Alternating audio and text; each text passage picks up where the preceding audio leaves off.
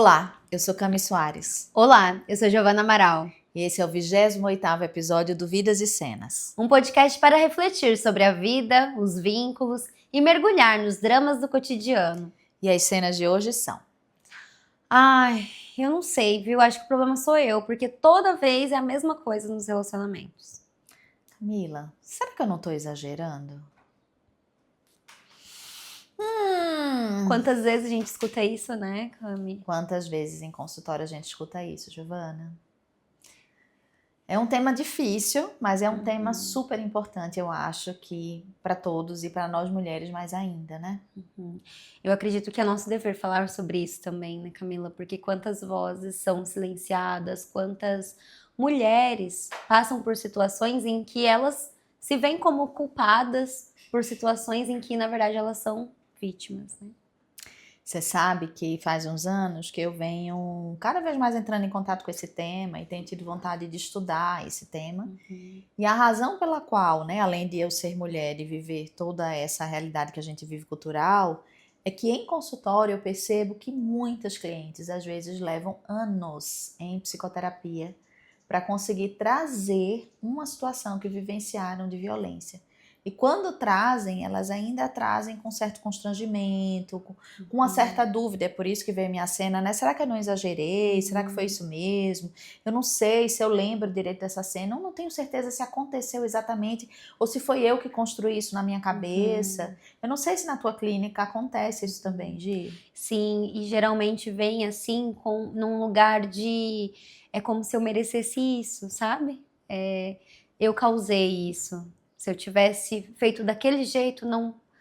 E essa culpa mesmo que é carregada, que o agressor acaba fazendo a pessoa se sentir assim, faz com que gere uma dúvida mesmo, né? E de questione até a validade dos seus pensamentos e do que você tá passando ou do que você tá sentindo, né?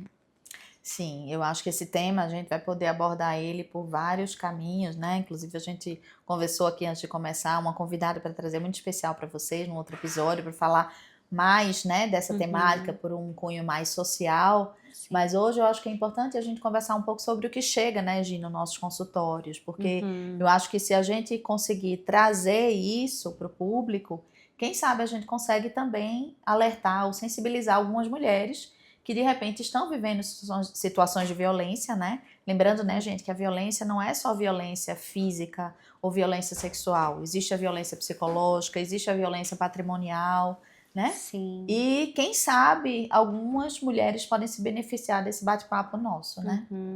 A cena que eu trouxe, eu gostaria de começar com ela, porque é algo que eu vejo que existe esse questionamento se o problema sou eu, né? Por que faz isso comigo? Porque eu não sou boa o suficiente, eu não sou merecedora, e acho que entra em outros lugares que a gente, até na sociedade, a gente quer provar muitas coisas para as pessoas, e às vezes nessa busca por validação, acaba que entende aquele ciclo de violência como algo que eu ainda preciso melhorar, por isso que eu vivencio isso, sabe? Então, é como se, nossa, o outro relacionamento que eu vivenciei também teve esse tipo de violência, a pessoa também falava assim de mim, não, o problema sou eu, e vai se acreditando numa ideia de que o problema realmente é a pessoa.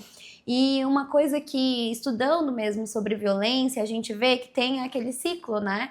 Em que existe essa repetição, existe essa violência intrafamiliar que às vezes a gente vai naturalizando, e a gente naturaliza muitas violências, né, Cami? Até pegando relatos pessoais mesmo, assim, de pessoas muito próximas de que vivenciam coisas e não, é normal, é assim mesmo, sempre foi assim, casamento é isso, ou relação pai e filho é isso, e a gente vai naturalizando a violência de uma forma que quando acontece algo grande, a gente já tá acostumado, vai aumentando a tolerância, né? E essa naturalização tem a ver com a falta de referência também, né? Se a gente pega uma situação onde a pessoa já vem em casa, já viveu aquilo, ou foi crescendo, aprendendo, né? Que se relacionar é de determinada forma, né? Quando a pessoa cresce, vai ela mesma ter suas relações afetivo-sexuais e muitas vezes não é só na relação afetivo-sexual, né? Essa repetição acontece em relações de trabalho, em relações de amizade. A pessoa não tem referência para estranhar aquilo, né? Porque para poder você conseguir se dar conta de que você está numa relação que não é saudável, precisa haver um estranhamento, né, Gi? Sim. Que é isso que você está falando. Se eu considero que é natural, como que eu vou estranhar isso? Eu não vou, né? Então eu acho que uma coisa importante, uma dica, assim, é de ver o que as pessoas que estão ao seu redor estão falando ou estão pensando, de que jeito que elas estão se comportando com o seu relacionamento, né? Porque muitas vezes as amigas, as pessoas da família estão sinalizando de que tem alguma coisa que está estranha naquela relação ou na sua forma de se relacionar, né? E geralmente quem está num tipo de relação como essa vive uma situação de um certo mascaramento, né? Tem uma... Não vou chamar nem de negação, que é um termo psicanalítico, né? Mas vou chamar de mascaramento mesmo. Por quê? Porque a própria relação abusiva, ela é uma relação que pressupõe manipulação. E a manipulação pressupõe fazer com que a pessoa acredite que aquilo é natural e que a pessoa não tem forças de sair daquela situação. Né? E sem forças, como que a pessoa sai? E normalmente a pessoa que está sendo manipulada, ela é levada a cortar ou se distanciar dos seus vínculos mais próximos, né? E com isso, ela vai ficando cada vez mais fraca mesmo emocionalmente. Sim. Isso que você está falando das referências é tão importante, e em consultório a gente trabalha muito isso, né? Vamos buscar outras referências, porque geralmente tem quem, na minha realidade clínica, né? Às vezes as pessoas que estão próximas são as pessoas que falam, mas como assim?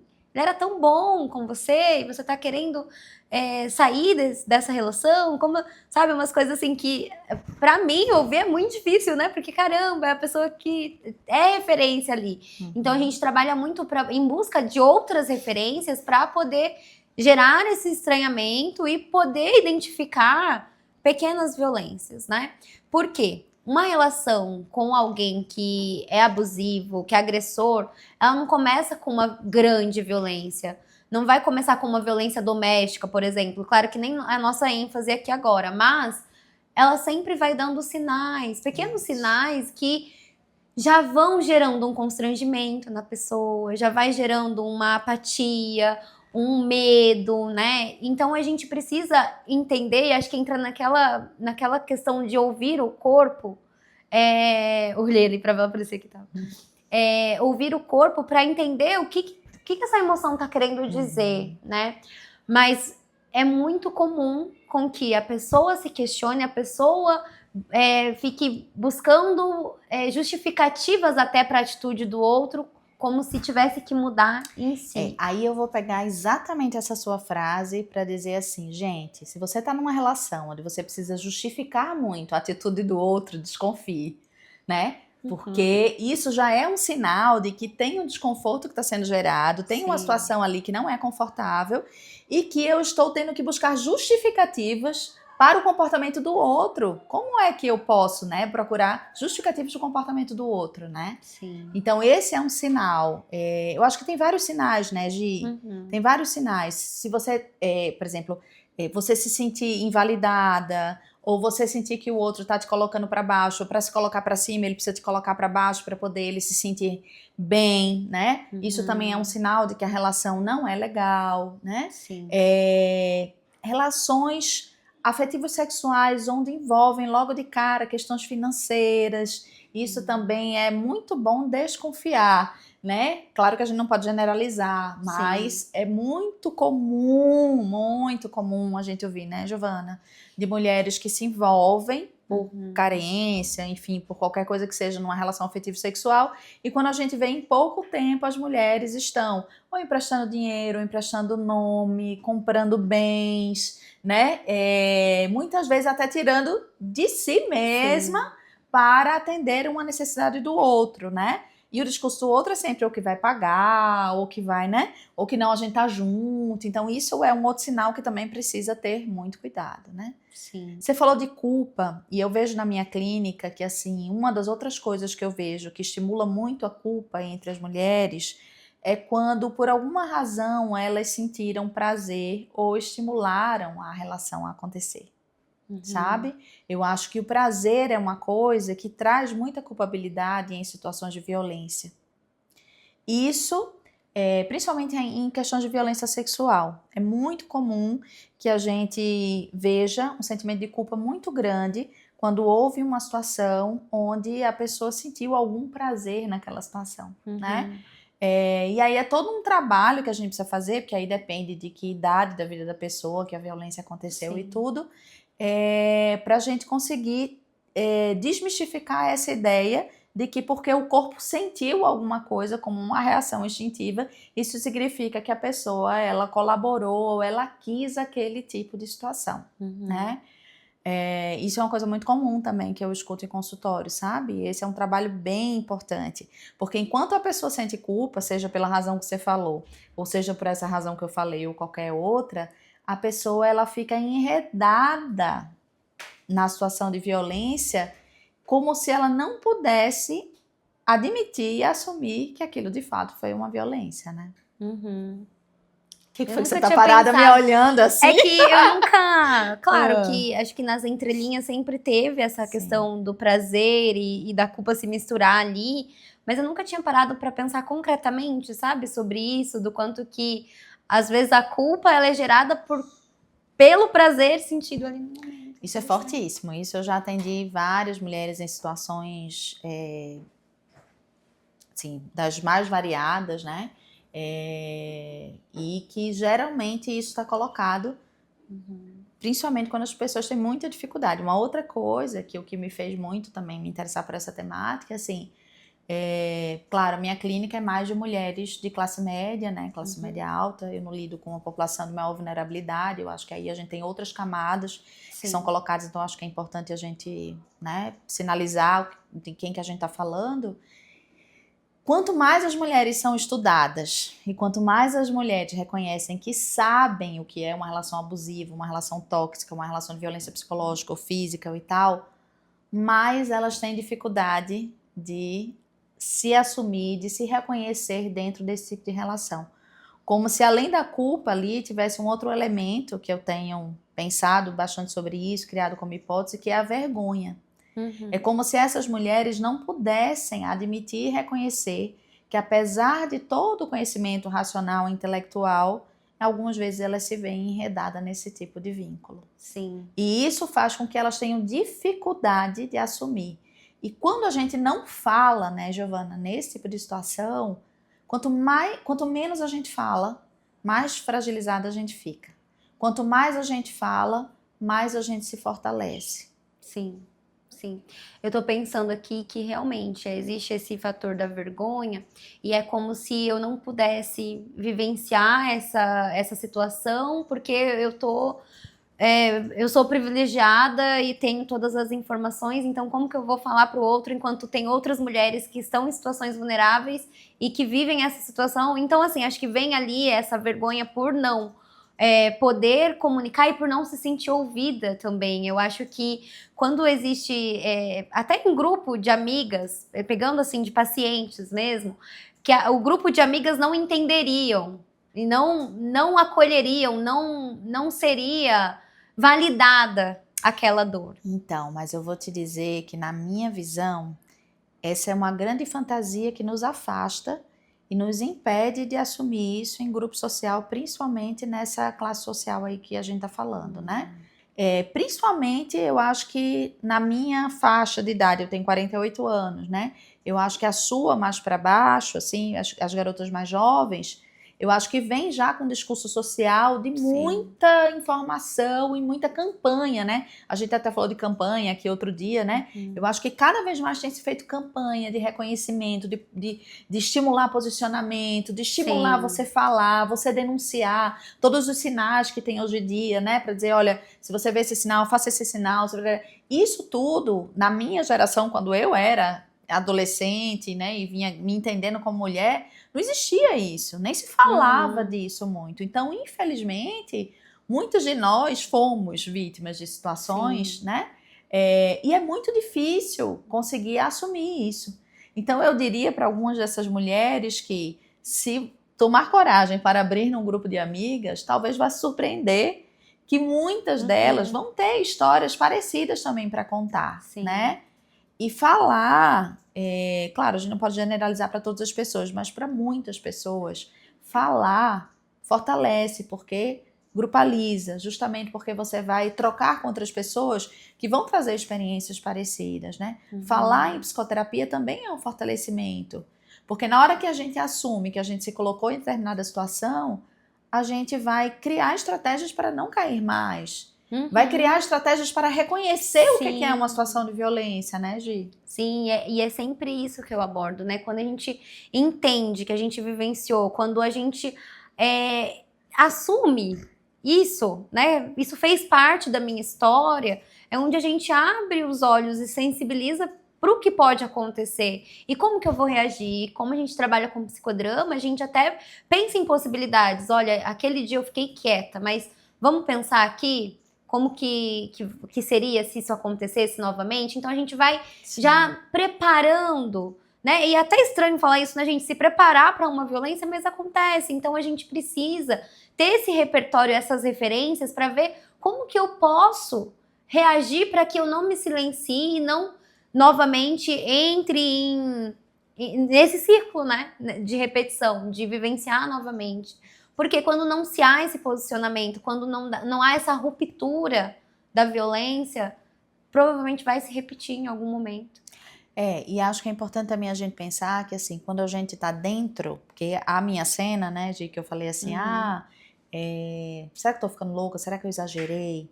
Essa é uma cena que acontece já mais pro final do ciclo do que pro começo. Essa geralmente é uma cena de fala das mulheres quando saíram já da situação de violência e estão ali naquele momento em que estão saindo, vamos dizer ali, o primeiro ano ali, se distanciando daquela situação. Esse é o momento em que se olha para trás e se pergunta, gente, mas será que eu não exagerei? Será que eu vivi isso tudo mesmo? Parece como se fosse um grande pesadelo ou um grande sonho. E aí a mulher começa a se questionar se de fato, né, ela viveu aquilo, será que não exagerou, será que é isso mesmo, né? Então, essa cena é a cena daqui, mas tem um monte de outras situações que acontecem antes disso, né? Sabe, Camila, que eu, no último ano da faculdade, eu fiz estágio na Proteção Social Especial, e lá eu recebia, né, casos de violência contra a mulher, abuso, enfim, foi muito importante, assim, para o meu amadurecimento profissional, porque eu pude escutar as mulheres, eu pude estar junto dessas mulheres, e essa cena do exagero sempre vinha depois que havia denúncia. E aí vem esse questionamento, será que foi isso que aconteceu? Será que eu não criei? E às vezes vinham para mim assim, Giovana, é possível a minha mente criar isso, sabe? Até num delírio, por quê? A mulher, quando ela se posiciona, o que o homem faz? Eu tô aqui pegando o que mais acontece. Você tá louca. Discurso clássico, viu, gente? Sempre, né? Assim, sempre é. E quando a mulher consegue tirar tudo isso, abrir o jogo, falar o que acontece, parece que vem um peso também de como que vão receber. Será que vão acreditar em mim? Porque o homem também traz esse discurso. Não vão acreditar em você. Olha, eu sou um homem bom. Esse discurso, na verdade, é um discurso do patriarcado, né, Gia? E a gente vai entrar um pouco na coisa social, vou entrar um pouquinho aqui, que é assim, a gente vem de uma lógica cultural estruturada pelo olhar do patriarcado, né? Onde, em termos arquetípicos, a mulher enlouquece, né? A mulher é a louca, né? E o homem é autocentrado e autocontrolado e é racional, né? Então, isso é o clássico, né? E, infelizmente, a nossa justiça ela foi pautada toda nessa lógica do patriarcado. Então, de fato, muitas mulheres têm dificuldade de denunciar e de ir para frente em termos de justiça, porque dentro das próprias estruturas da justiça, muitas vezes o acolhimento ele é absolutamente relativo. E esse questionamento muitas vezes existe. Né? Ainda bem que a gente vem se desenvolvendo também nesse sentido da justiça, né? Mas ainda acontece em muitos casos, principalmente em cidades mais conservadoras, né? Tem outras cidades que são menos, cidades mais conservadoras, isso acontece muito. né? Ao ponto de, às vezes, assim, esses dias eu estava pedindo indicação para uma pessoa, estava pedindo indicação de uma advogada, que fosse uma advogada que tivesse esse olhar para a causa da mulher e da violência e tal, com um olhar mais sensível, mais especial. E essa minha amiga que é advogada disse assim, Cami, nós não temos, né? E se temos, é um valor muito caro, porque o tipo de trabalho que efetivamente dá para poder você conseguir, né, advogar em relação a algumas causas em benefício das mulheres, numa justiça que é muito conservadora, é muito grande o trabalho. Sim. Né? Então aí a gente entra dentro de um sistema que também não favorece a mulher a ir lá denunciar e confiar e se sentir acolhida e se sentir validada na sua denúncia. Aí a gente tem o discurso do homem, companheiro ali, né? Que tá levando ela para esse lugar de louca, e a gente tem um sistema que fortalece essa ideia, né? Então é muito complexa essa situação, né? Tem várias camadas, né? Tem várias camadas, né? O que eu acho importante é a gente, como psicoterapeuta, é a gente saber desse ciclo, é a gente ficar atenta e a gente estar ali sustentando. Porque muitas mulheres, quando estão dentro da situação e vêm para o consultório, elas vêm com muita dúvida de que elas vão conseguir sair daquilo. Elas vêm muito fragilizadas e considerando que elas não vão ter forças para sair disso. E aí a gente, como psicoterapeuta, fazer essa função de sustentar a perspectiva dessa mulher conseguir sair dessa situação é muito importante. Né? É como, de fato, se a gente fosse ali um ego auxiliar usando uma temática psicodramática, né? Que assim, é como se você fosse fazer um duplo daquela pessoa e dizer, não, eu garanto que você vai conseguir sair disso. Sim. Mesmo que você não tenha como dar garantia total. Mas essa garantia, naquele momento, para aquela mulher é muito importante. Porque muitas vezes é só com você que ela conta. Sim. Até que você consiga construir com ela esse lugar onde ela vai de novo construir a rede dela de apoio fora do consultório, né? Então, nosso papel como psicoterapeuta, nesse momento, é muito importante, como referência, como esse apoio, né? Sim.